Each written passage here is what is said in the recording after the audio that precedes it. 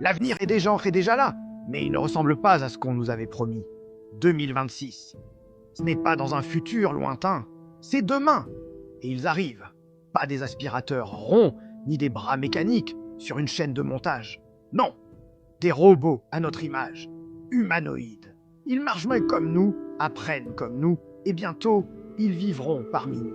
On nous les vend comme des assistants, des aides pour les personnes âgées, des ouvriers infatigables. Une révolution pour l'humanité. Plus de tâches pénibles, plus de solitude, une productivité sans limite. Le discours officiel est séduisant, n'est-ce pas? Une utopie à portée de main. Chaque jour, un nouveau prototype s'est dévoilé, plus agile, plus intelligent, plus humain. Leurs yeux sont des caméras qui analysent nos émotions. Leurs mains peuvent reproduire nos gestes les plus délicats. Leur cerveau, un réseau de neurones artificiels, apprend à une vitesse vertigineuse. Mais derrière cette façade technologique parfaite, des questions dérangeantes commencent à émerger. Quand un robot prend une décision, qui est responsable? Quand il remplace un travailleur, que devient cette personne?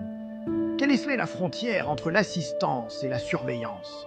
Nous les intégrons dans nos maisons, nos hôpitaux, nos rues. Nous leur confions nos aînés, nos enfants, nos secrets. Ils connaîtront nos habitudes mieux que nos propres familles. Chaque interaction est une donnée. Chaque conversation, une ligne de code ajoutée à leur immense base de connaissances. Ils sont conçus pour s'adapter, pour anticiper nos besoins. Mais anticiper, n'est-ce pas aussi une forme de contrôle? On nous dit de ne pas avoir peur, qu'il y aura des lois, des garde-fous.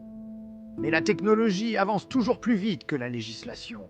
Et dans cette course effrénée, qui définit les règles? Les gouvernements ou les quelques entreprises qui possèdent cette technologie? Le reflet dans leurs yeux métalliques n'est pas le nôtre. C'est le reflet d'un monde qui change, peut-être trop vite. Un monde où l'humain pourrait devenir une variable d'ajustement dans sa propre société. On les a créés pour nous servir, mais ne risquons-nous pas de devenir dépendants d'eux, au point de ne plus pouvoir nous en passer? La solitude qu'ils sont censés combler ne pourrait-elle pas devenir une nouvelle forme d'isolement encore plus profonde? La promesse était un futur meilleur. Mais à quel prix? Alors que leur silhouette se dessine de plus en plus nettement dans notre quotidien, la véritable question n'est pas de savoir ce qu'ils peuvent faire pour nous, mais ce qu'ils nous feront.